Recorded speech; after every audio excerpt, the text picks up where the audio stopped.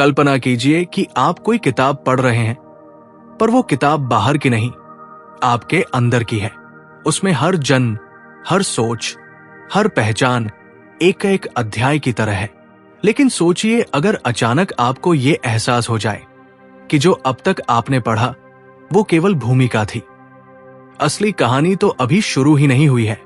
यही तो सवाल उठता है, मैं कौन हूं? हम सबने खुद को किसी नाम से पहचाना है। कोई नाम जो हमें किसी और ने दिया, कोई चेहरा जो आईने में रोज दिखता है, और एक कहानी जिसे हम अपने बारे में मानते हैं।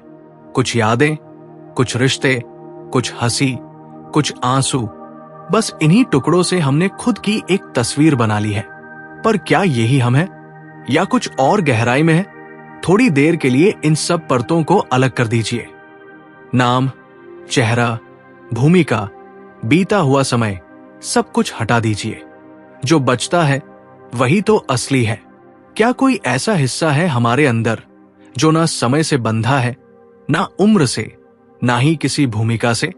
एक ऐसी चेतना जो इन सब चीजों से पहले भी थी और इनके बाद भी रहेगी।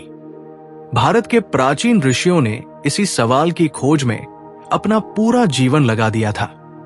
उन्होंने पाया कि आत्मा कोई धारणा नहीं है, वो एक अनुभव है जिसे समझा नहीं बल्कि जिया जा सकता है।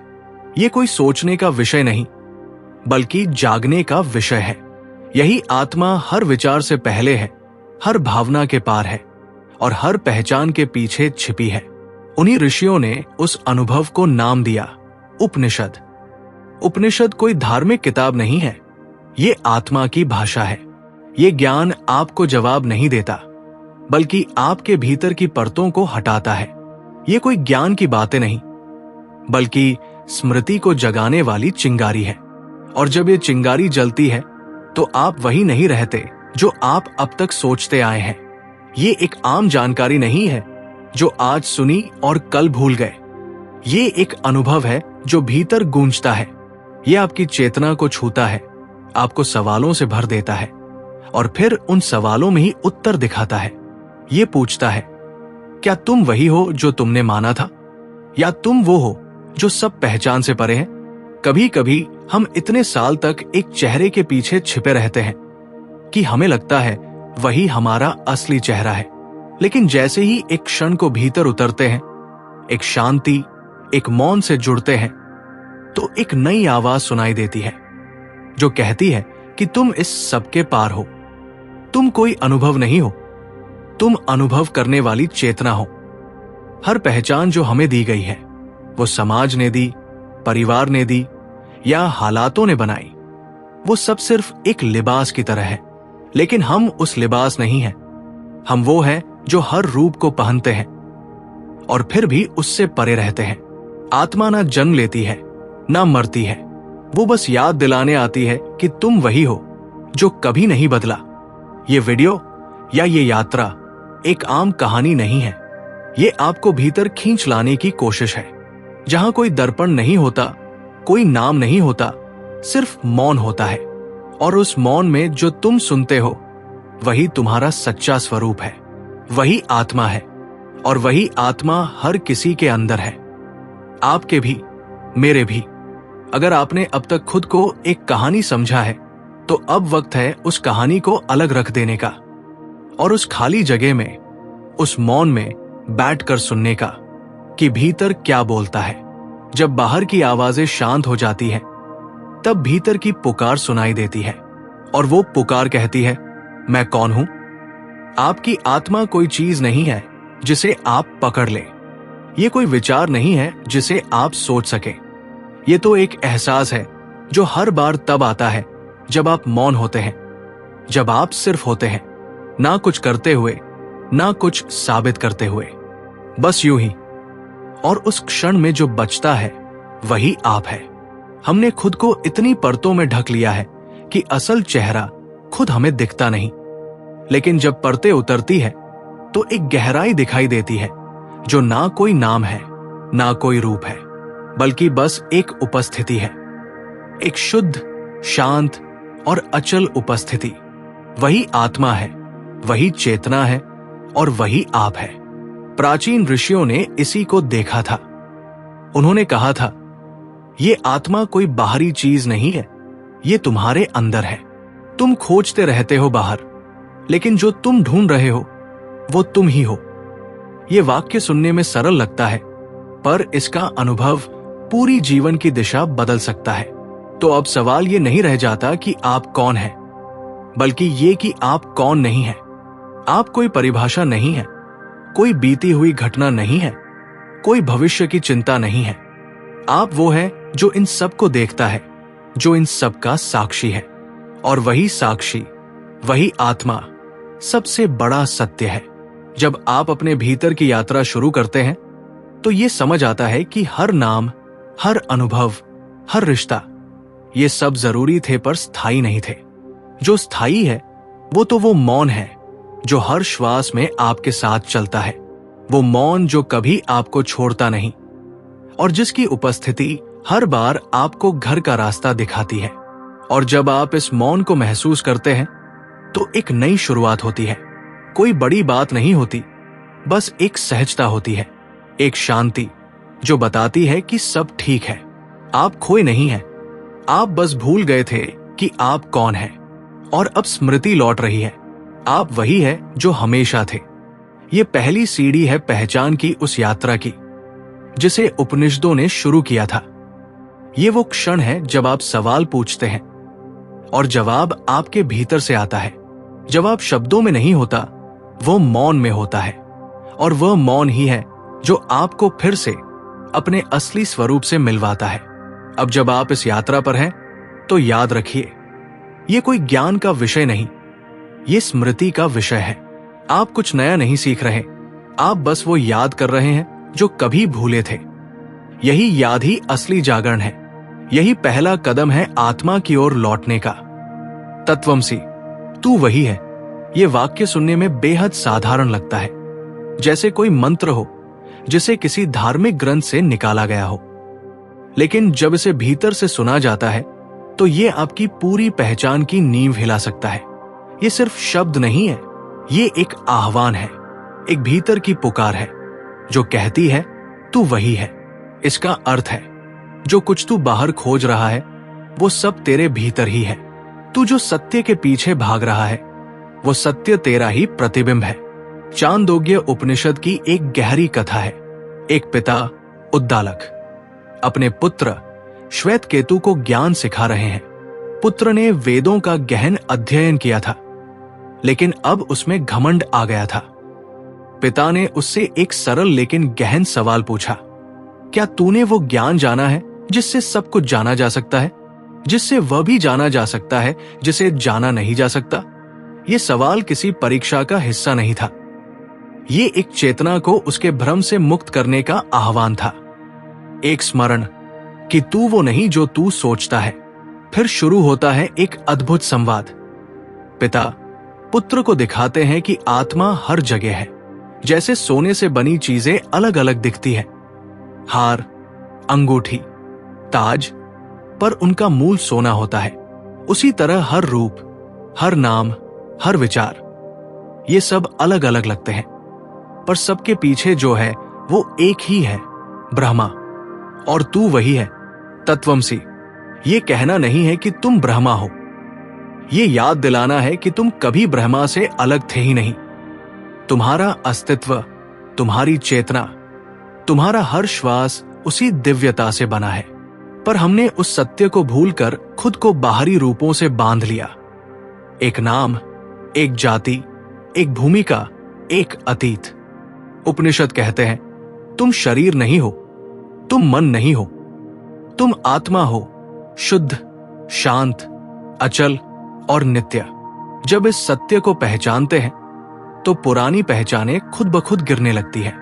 जैसे कोई पुराने कपड़े उतार रहा हो जो अब छोटे लगने लगे हों, जैसे कोई बोझ रख रहा हो जो उसका कभी था ही नहीं। ये पहचान की पुनर्रचना है। हम सोचते हैं कि हमें खुद को बदलना है, लेकिन सच्चाई ये है कि हमें बस याद करना है कि हम पहले क्या थे। तत्वमसि, तू वही है। ये कोई धार्मिक वाक्य नहीं, ये आत्मा की आवाज है। ये वो कंपन है जो आपके भीतर की नींद को तोड़ता है और आत्मा को जागृत करता है। जब हम कहते हैं मैं वही हूं, तो हम किसी और की नकल नहीं कर रहे, हम अपनी गहराई से जुड़ रहे हैं। हम अपने अंदर उस हिस्से से मिलते हैं जो कभी खोया नहीं था, बस धूल में छिप गया था। और जैसे ही ये धूल हटती है, चेतना चमकने लगती है। यही असली जागरण है, यही असली क्रांति है। ये यात्रा बाहर से भीतर की ओर है। ये कोई धर्म नहीं है, ना कोई परंपरा। ये तो एक स्मृति है, एक भाव कि जो भी तुमने जाना, देखा, सीखा, वो सब सुंदर था, लेकिन अधूरा था। अब जो जानना है वो खुद के उस रूप को देखना है जो शब्दों से परे है, अनुभव से परे है, सिर्फ मौन में बसता है। आपके विचार, आपकी श्वास, आपकी आवाज, ये सब एक नई पहचान को जन्म दे सकते हैं। ये पुनर्रचना बाहर से नहीं होती, ये भीतर के स्पंदनों से होती है। जब आप सोचते हैं कि मैं नहीं जानता कि मैं कौन हूं, तो आप भ्रम में होते हैं। लेकिन जब आप महसूस करते हैं कि मैं वही हूं, तो भ्रम खुद टूटने लगता है। हर बार जब आप अपने भीतर ये दोहराते हैं, तत्वमसि, मैं वही हूं, तो आप ब्रह्मांड को संकेत भेजते हैं कि आप अब पहचान की परतों से बाहर आना चाहते हैं। अब आप स्मृति की ओर लौटना चाहते हैं, और ब्रह्मांड उस संकेत का उत्तर जरूर देता है, क्योंकि चेतना पुकार को कभी अनसुना नहीं करती। जैसे कोई बीज मिट्टी में गिरता है और समय आने पर अंकुर फूटता है, वैसे ही जब तत्वमसी का बीज भीतर बोया जाता है, तो चेतना की नमी से वो फूटने लगता है, और फिर एक दिन भीतर से आवाज आती है, हां, मैं वही हूं, वही आत्मा, वही ब्रह्मा, वही अचल सत्य जो कभी कही गया नहीं था। अब फिर से सोचिए, आप कौन हैं? क्या आप वही व्यक्ति हैं जो अपनी असफलताओं से बना है, या वही व्यक्ति जो अपने रिश्तों से परिभाषित होता है? नहीं, आप वो हैं जो इन सब का साक्षी है। और जब साक्षी बनकर देखते हैं, तो सारी पहचानें गिरती जाती है और बचती है सिर्फ मौन, सिर्फ शुद्ध उपस्थिति। इसलिए जब अगली बार आप आईना देखें, तो सिर्फ चेहरा ना देखें, उस चेहरे के पीछे जो मौन है, जो अनुभव कर रहा है, उस पर ध्यान दे। क्योंकि वही मौन, वही आत्मा, वही चेतना आप है, और वही तत्वमसी है। आप वही है जो कभी बदला नहीं, और यही है असली पहचान की पुनर्रचना। क्या आपने कभी सोचा है कि आपकी आवाज, आपकी बोली, आपके बोले हुए शब्द सिर्फ संचार का साधन नहीं है? आपकी आवाज में एक कंपन है, एक ऊर्जा है जो आपके पूरे अस्तित्व को आकार देती है। प्राचीन ऋषि कहते थे, ध्वनि ही सृष्टि है। इसका मतलब है जो आप भीतर दोहराते हैं, वही बाहर घटता है। अगर सृष्टि ध्वनि से बनी है, तो उसे बदलने के लिए पहले अपनी ध्वनि को बदलना होगा। जो विचार आप अंदर बोलते हैं, वो ही आपकी दुनिया बनाते हैं। और जब आप कोई मंत्र बार बार बोलते हैं, तो वो आपके चेतन और अवचेतन दोनों को फिर से प्रोग्राम कर देता है। यही कारण है कि मंत्रों की शक्ति को इतना महत्व दिया गया है। चांदोग्य उपनिषद हमें बताता है कि ओम सिर्फ एक ध्वनि नहीं है, वो ब्रह्मा का बीज है, एक मूल कंपन जिससे संपूर्ण ब्रह्मांड की रचना हुई। जब आप ओम का उच्चारण करते हैं, तो आप उस मूल स्रोत से जुड़ते हैं, उस ऊर्जा से जुड़ते हैं जिसने हर तारा, हर ग्रह, हर भावना और यहां तक कि आपकी पहचान को भी जन्म दिया। आपकी पहचान कोई ठोस वस्तु नहीं है, वो भी एक ध्वनि है, एक कंपन है। जब आप कहते हैं मैं नहीं जानता मैं कौन हूं, तो आप एक तरह की ऊर्जा बना रहे हैं। लेकिन जब आप कहते हैं मैं वही हूं, तत्वमसि, तो आप एक नई ऊर्जा, एक नई पहचान को आमंत्रित करते हैं। यही है आत्मा को याद दिलाना। वेदों में कहा गया, सान समान साम, एक ऐसी ध्वनि जिसमें सच्चाई, सम्मान और समृद्धि एक साथ होती है। इसलिए मंत्रों को बार बार दोहराया जाता है। हर बार जब कोई दिव्य ध्वनि आपके अंदर गूंजती है, तो वो आपकी आंतरिक ऊर्जा को एक नए रूप में ढाल देती है। ये कोई धार्मिक कर्मकांड नहीं, ये चेतना की विज्ञान है।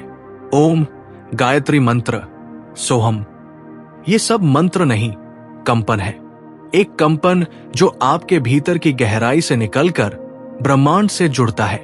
जब आप सोहम कहते हैं मैं वही हूं, तो वो कोई कल्पना नहीं है, वो एक स्मरण है, एक जागृति जो कहती है अब मैं खुद को पहचान रहा हूं, अब मैं अपने सत्य से जुड़ रहा हूं। जब आप भीतर से बार बार मैं कमजोर हूं, मैं टूटा हुआ हूं, मैं खो गया हूं कहते हैं, तो ब्रह्मांड उसी के अनुरूप आपके जीवन की रचना करता है। लेकिन जैसे ही आप अपनी ध्वनि बदलते हैं, मैं आत्मा हूं, मैं पूर्ण हूं, मैं वही हूं, तो आपकी पूरी ऊर्जा प्रणाली बदलने लगती है। यही पहचान परिवर्तन की असली चाबी है। अब खुद से पूछिए, आप अपने भीतर रोज कौन सा मंत्र दोहराते हैं? क्या आप हर दिन अपने डर को दोहराते हैं, अपने अतीत को? या क्या आप अब तैयार हैं एक नया मंत्र गूंजाने के लिए? एक ऐसा मंत्र जो आपकी आत्मा को उसके असली घर तक पहुंचा सके, एक ऐसा मंत्र जो केवल शब्द नहीं बल्कि आपका अनुभव बन जाए।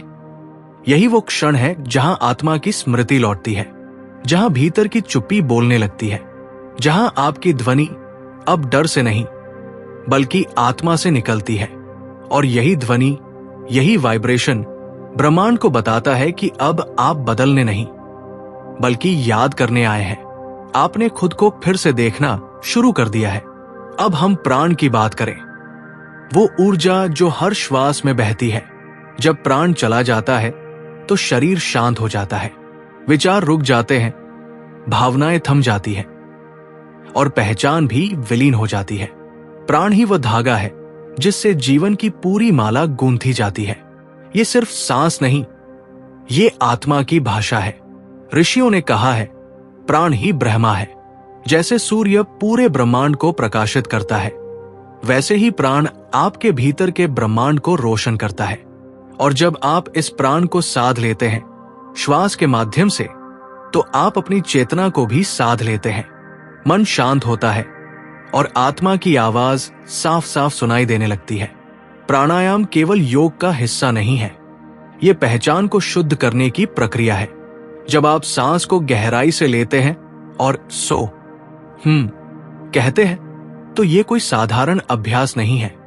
यह आपकी आत्मा को उस कंपन से जोड़ने का मार्ग है जिससे आपने खुद को खो दिया था, और अब आप उसे फिर से पा रहे हैं। अब आप अपनी आवाज, अपनी श्वास, अपने विचार तीनों को एक नई दिशा में ले जा सकते हैं। आप अपने भीतर की कहानी बदल सकते हैं, एक नई ध्वनि रच सकते हैं जो कहती है मैं वही हूं जो मैं हमेशा था और अब मैं जाग रहा हूं। यही जागरण है, यही पहचान की पुनर्रचना है और यही आत्मा की वापसी है।